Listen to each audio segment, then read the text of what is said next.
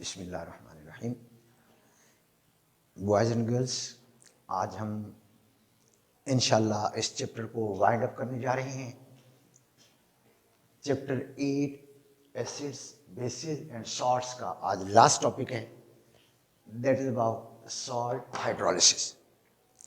लेकिन इसके मुतालिक जो पहला मेन क्वेश्चन बनता है वो ये कि हमें हाइड्रेशन और हाइड्रोलिसिस को कंपेयर करना है और इनमें जो डिफरेंस है वो ज़रा बताना है, थोड़ा बहुत एक्सप्लेन करना है। अगरचे जो हाइड्रेशन है वो आपके इस चैप्टर में यहाँ पर मौजूद नहीं है, आपके यहाँ है सिर्फ सॉल्ट हाइड्रोलिसिस। लेकिन मुझे फ़र्क बताना पड़ेगा हाइड्रेशन और हाइड्रोलिसिस का, तो इसलिए मैंने थोड़ा सा हाइड्रेशन का हवाला भी देना है। मैं यहाँ पर एक एग्जांपल ले रहा हूँ। मसलन मेरे पास CuSO4 है, कॉपर सल्फेट। कौन सा ये? कॉपर सल्फेट का एक सॉल्ट है। अब हम कॉपर सल्फेट का ये जो सॉल्ट है जब देखते हैं तो इसके साथ आगे डॉट लगाकर 5H2O भी लिखा होता है। कॉपर सल्फेट पेंटाहाइड्रेट, पेंटाहाइड्रस या पेंटाहाइड्रेटेड ये सॉल्ट है कॉपर सल्फेट का। यानी कॉपर सल्फेट के साथ 5 वाटर के मॉलिक्यूल्स हैं, 5 वाटर के मॉलिक्यूल्स होते हैं। इसका मतलब ये हुआ कि यहाँ पर ये जो वाटर के मॉलिक्यूल्स हैं ऑन दी होल, पूरे के पूरे, यानी H2O का पूरा जो मॉलिक्यूल है वो कॉपर सल्फेट के साथ अटैच हो गया है, इंटरेक्ट हो गया है। बाज़ औक़ात तो ये होता है कि HOH अगर कहीं H और OH टूट कर कहीं सॉल्ट के कंपोनेंट्स को तोड़कर उसके साथ मिल जाए तो वो तो हाइड्रोलिसिस होगा। लेकिन इसमें पूरा का पूरा वाटर का मॉलिक्यूल बगैर HOH बॉन्ड टूटे कॉपर सल्फेट के साथ ऐड हो गया, किसी और सॉल्ट के साथ ऐड हो गया, इसको बोलते हैं हाइड्रेटेड सॉल्ट। हाइड्रेटेड सॉल्ट, क्योंकि क्लस्टर ऑफ वाटर मॉलिक्यूल यहाँ पर मौजूद होते हैं। अब थोड़ा सा और बता दूं कि ये जो कॉपर सल्फेट है, अगर मैं इसको ये लिखूं कि Cu, यहाँ पर कॉपर के साथ जो वाटर के मॉलिक्यूल्स हैं वो 4 वाटर के मॉलिक्यूल कॉपर के साथ ऐड होते हैं, जबकि एक वाटर का मॉलिक्यूल वो सल्फेट के साथ जाता है। ऑन दी होल वाटर के मॉलिक्यूल 4 कॉपर के साथ और 1 सल्फेट के साथ इकट्ठा हो गया। अब सवाल ये पैदा होता है कि ये जो प्रोसेस है हाइड्रेशन का, इसमें ये क्यों, कौन सा फैक्टर है जिस पे डिपेंड करते हुए वाटर के मॉलिक्यूल ऐड हो रहे हैं। अब जो मेन फैक्टर मैं ले रहा हूं, मेन फैक्टर, और वो है चार्ज डेंसिटी। कौन सा? चार्ज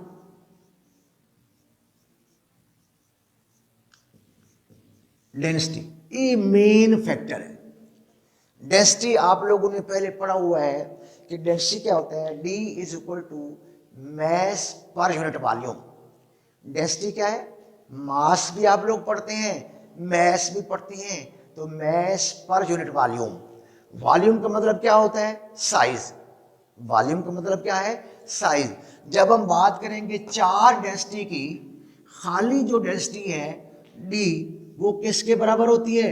वो होती है M/V के। वो किसके बराबर होती है? M/V के। V का मतलब क्या है? वॉल्यूम। वॉल्यूम का मतलब क्या है? साइज। ये डेंसिटी आपने पहले पढ़ी हुई है।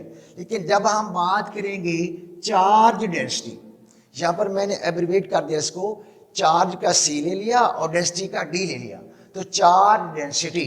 अब हम इधर चेंज कर देंगे कि यहाँ पर क्या हो जाएगा, यहाँ पर हो जाएगा चार्ज। किस पर? आयंस पर। चार्ज एटम पे नहीं होता, क्योंकि overall charge on atom zero होता है, जितने इलेक्ट्रॉन्स होते हैं उतने ही प्रोटॉन। तो एटम के ऊपर कोई ओवरऑल चार्ज नहीं होता, हाँ अलग अलग चार्जेस होते हैं, जितने इलेक्ट्रॉन्स हैं उतने ही प्रोटॉन्स हैं। इलेक्ट्रॉन्स पर जो टोटल नेगेटिव चार्ज होता है उतना ही प्रोटॉन पर पॉजिटिव चार्ज होता है। ओवरऑल जो चार्ज है वो जीरो हो जाता है, प्लस माइनस क्या बन जाएगा, जीरो। तो लिहाजा ये चार्ज डेंसिटी है चार्ज ऑन द आयन, ये मैंने लगा दिया। नीचे वॉल्यूम की जगह मैं लिख रहा हूं साइज, किसका, साइज ऑफ द आयन, यानी चार्ज ऑन द आयन और size of the ion, size of the ion, that is termed as charge density, that is termed as the charge density। अब जो वाटर के molecules हैं, अब अगर मैं इसको थोड़ा सा और एलिबरेट कर दूं तो ये देखिएगा कि number of H2O being added directly proportional to charge और number of H2O being added inversely proportional to size, inversely proportional to size।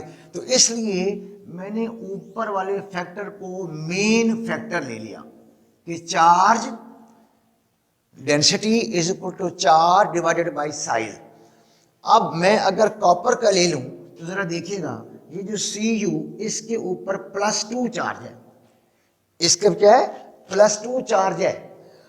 अब इसकी जो चार्ज डेंसिटी को अगर देखें तो अब ये अपने साथ वाटर के मॉलिक्यूल ज्यादा अटैच करेगा, क्योंकि साइज स्मॉलर है, साइज क्या है, स्मॉलर है। दूसरा क्या है, SO4-2 सल्फेट, ये 5 एटम पर मुश्तमिल एक आयन बना हुआ है, तो इसका साइज बड़ा है, जबकि कॉपर का साइज स्मॉलर है। चार्ज दोनों पे 2 है, ये अलग बात है कि वो +2 है और ये -2 है। तो ये अपने साथ जो वाटर के मॉलिक्यूल है वो ज्यादा लेगा, क्योंकि चार्ज डेंसिटी ज्यादा है। दैट्स वाई ये अपने साथ 4 वाटर के मॉलिक्यूल अटैच करेगा, जबकि सल्फेट कितने करेगा, ये अपने साथ सिर्फ 1 वाटर का मॉलिक्यूल ऐड करेगा। तो ये थोड़ा सा हाइड्रेशन का एक कॉन्सेप्ट है, मैंने बता दिया है कि वाटर के मॉलिक्यूल का बगैर HOH बॉन्ड टूटे उसके साथ सॉल्ट के कंपोनेंट के साथ अटैच हो जाना, उसको क्या बोलते हैं, हाइड्रेशन।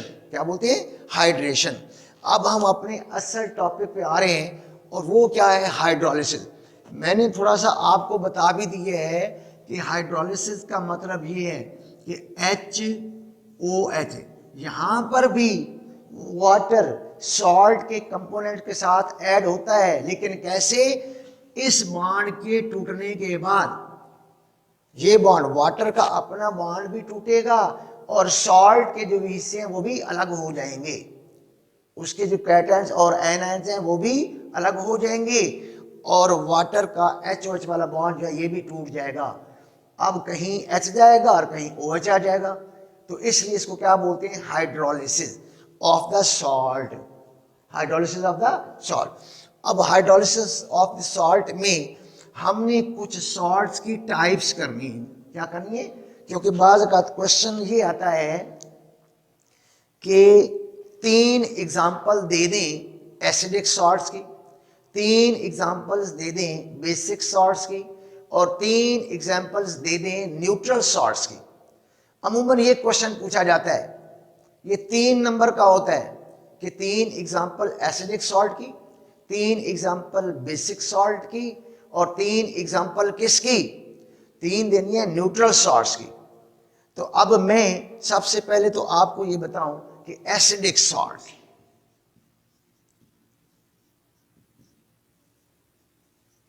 एसिडिक सॉल्ट, इसकी 3 एग्जाम्पल। एक मैं एग्जाम्पल ले रहा हूं अमोनियम क्लोराइड, अमोनियम क्लोराइड ये एसिडिक सॉल्ट है।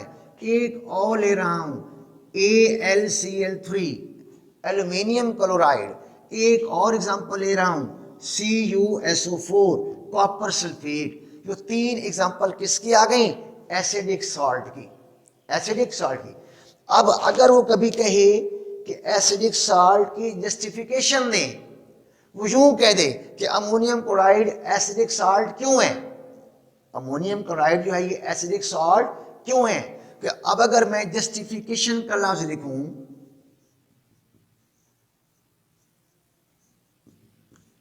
जस्टिफिकेशन कि अमोनियम क्लोराइड का जो सॉल्ट है ये एसिडिक सॉल्ट क्यों है, ये एसिडिक सॉल्ट क्यों है। तो अब हमने इसकी एक्सप्लेनेशन देनी है कि अगर हम अमोनियम क्लोराइड को वाटर में डिसॉल्व करते हैं तो NH4 पॉजिटिव और Cl नेगेटिव, NH4 पॉजिटिव और Cl नेगेटिव, इसमें जो NH4 है ये कैटायन है और Cl नेगेटिव कौन सा है, ये एनायन है। एक कैटायन और दूसरा कौन सा, एनायन। मैं नीचे लिख भी देता हूं, ये कैटायन और ये कौन सा है, ये है एनायन। ये तो ये सॉल्ट है जो डिकम्पोज हुआ है और ये किसके अंदर हुआ है, वाटर में। किसमें ये डिसोसिएट हुआ है, ये वाटर के अंदर डिसोसिएट हो गया है। अब इसमें जो NH4 पॉजिटिव है ये तो वाटर के साथ रिएक्शन शो करेगा, लेकिन जो Cl नेगेटिव है ये इसका कोई एक्शन नहीं है, ये वाटर के साथ इसका कोई इंटरेक्शन नहीं है। तो अमोनियम ये किस तरह करता है कि यहां पर ये जो अमोनियम NH4 पॉजिटिव आयन है, NH4 पॉजिटिव आयन, जब हम इसको वाटर के अंदर देखते हैं, किसमें देखते हैं, वाटर के अंदर, तो ये देगा ammonium hydro oxide, ammonium hydro oxide और H पॉजिटिव। यानी वाटर टूटेगा तो उसका जो OH है वो अमोनियम ले उड़ेगा, अमोनियम हाइड्रोक्साइड बना देगा बेस, जबकि एक H पॉजिटिव जो है ये अलग हो जाएगा।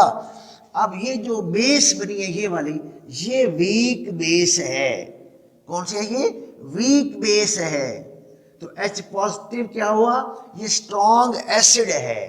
तो इसका मतलब क्या हुआ कि जो NH4 पॉजिटिव है इसने H पॉजिटिव प्रोड्यूस किया है, दैट्स वाई ये वीक और ये स्ट्रॉन्ग, तो हम इसको क्या कहेंगे, एसिडिक सॉल्ट। इसको क्या कहेंगे, एसिडिक सॉल्ट। इसी तरह एल्यूमिनियम क्लोराइड वो यही करेगा, कॉपर सल्फेट भी यही करेगा। तो ये है जस्टिफिकेशन कि एसिडिक सॉल्ट जो हमने 3 एग्जांपल ली हैं वो एसिडिक क्यों है, कि वो H पॉजिटिव को प्रोड्यूस कर रहे हैं, H पॉजिटिव को क्या कर रहे हैं, प्रोड्यूस कर रहे हैं। अब मैं ले रहा हूं बेसिक सॉल्ट। कौन से, बेसिक सॉल्ट।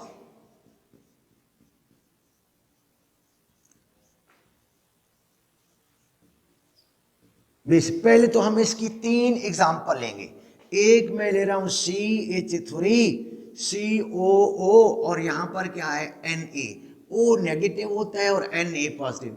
अगर मैं ना भी लिखूं तो अंडरस्टूड है कि इनके ऊपर चार्जेस क्या है, ये अपोजिट है। एक सोडियम एसीटेट है, नीचे मैं नाम भी लिख रहा हूं सोडियम एसीटेट, इसका नाम है। एक और मैं एग्जांपल ले रहा हूं Na2CO3 और ये क्या है, ये है सोडियम कार्बोनेट, सोडियम कार्बोनेट, ये वाला। अब इसकी मैं एक और एग्जांपल भी बता दूं, चूंकि 3 एग्जांपल आप लोगों ने देनी है बेसिक सॉल्ट्स की। तो सोडियम एसीटेट, सोडियम कार्बोनेट और पोटाशियम सल्फेट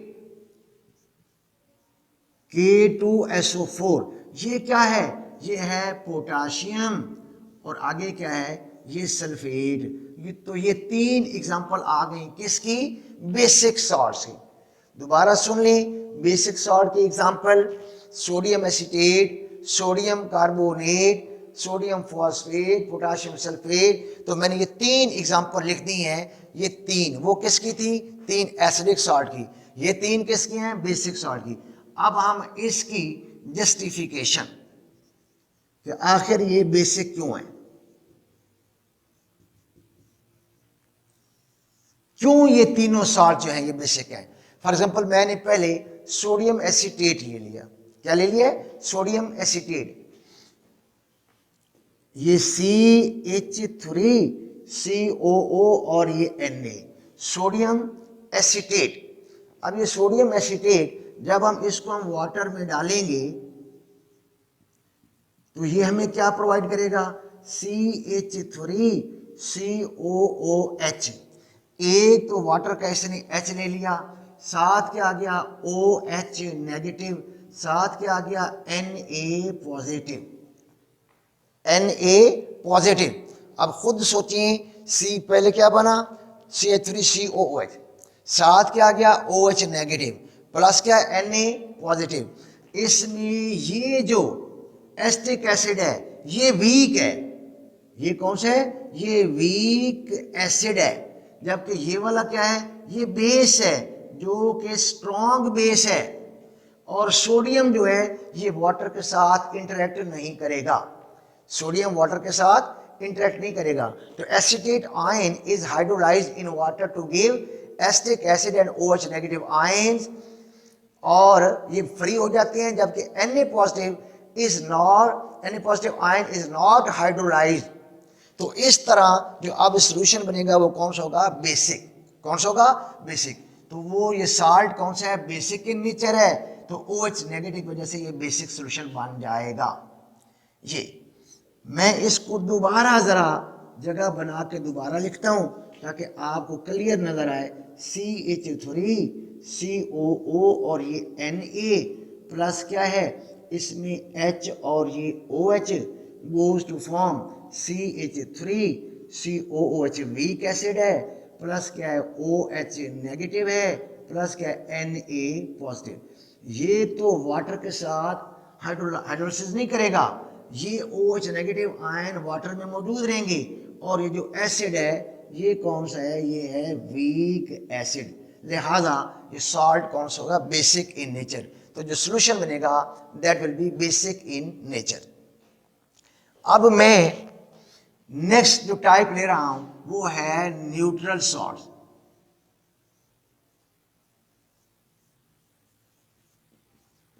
न्यूट्रल सॉल्ट, पहले मैं इसकी 3 एग्जांपल ले रहा हूं, 3 एग्जांपल।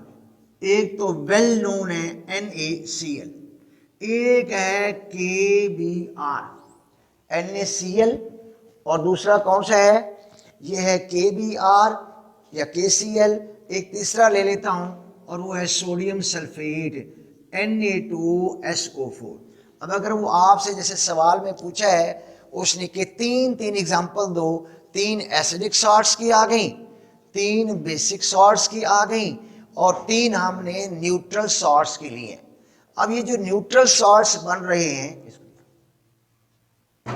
ये जो न्यूट्रल सॉल्ट्स बन रहे हैं असल में ये कहां से आ रहे हैं, इसमें एसिड भी स्ट्रॉन्ग है, बेस भी स्ट्रॉन्ग है।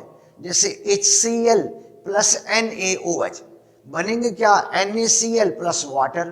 तो अब चूंकि दोनों स्ट्रॉन्ग चीजें हैं जिनसे ये सॉल्ट बना है, तो अब ये जो सॉल्ट है NaCl ये क्या होगा, ये न्यूट्रल होगा। KBr भी न्यूट्रल होगा, सोडियम सल्फेट भी न्यूट्रल होगा। तो ये जो न्यूट्रल सॉल्ट्स हैं ये वाले, इनके बनने की वजह, अब फॉर एग्जांपल मैं NaCl को वाटर के अंदर डिसॉल्व कर देता हूँ H2, तो एक बनेगा Na पॉजिटिव, दूसरा बनेगा Cl नेगेटिव। हम पीछे देख चुके हैं कि यहाँ जो Na पॉजिटिव बना था ये भी वाटर के साथ वाटर को हाइड्रोलाइज नहीं करता, और जो Cl नेगेटिव आयन बनाया था ये एनायन, ये भी वाटर को नहीं तोड़ सकता। लिहाजा ये क्या हुए, न्यूट्रल सॉल्ट्स।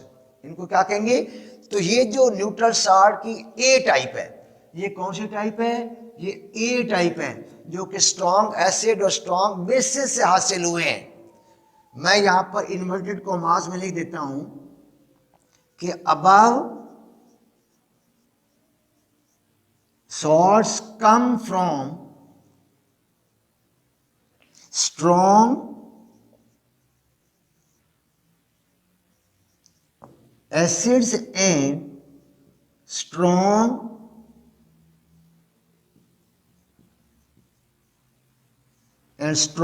bases। ये इन्वर्टेड कॉमास में मैंने लिख दिया। ये जो ऊपर वाले मैंने 3 सॉल्ट बनाए कहां से आते हैं, अब आप salts come from strong acids and strong bases. ये ए टाइप है। अब हम इसकी बी टाइप लेते हैं। कौन सी लेते हैं? B type.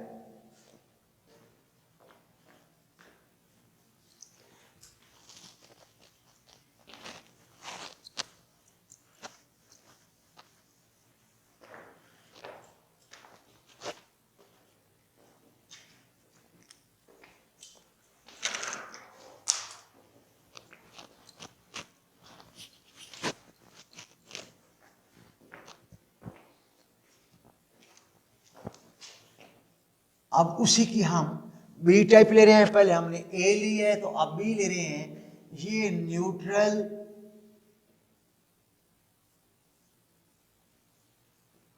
Sorts, neutral salts कौन से? From weak acids and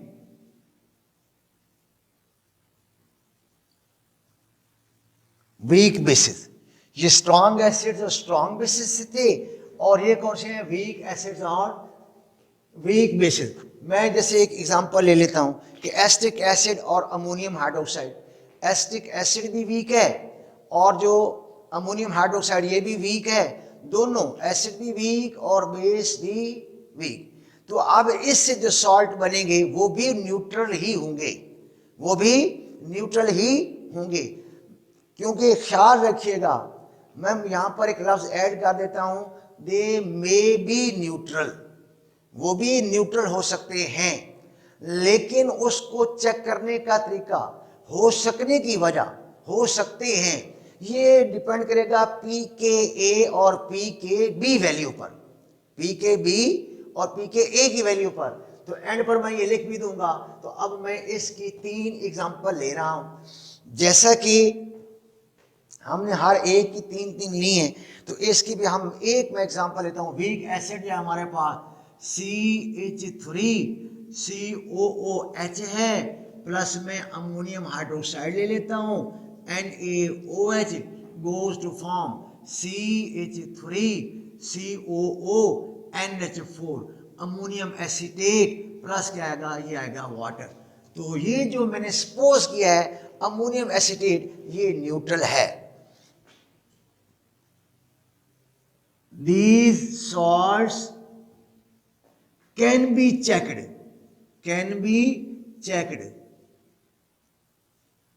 whether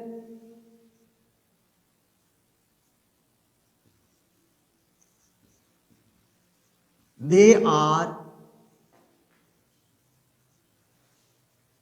neutral or not, neutral है या नहीं है। तो इनको चेक करते हैं कैसे?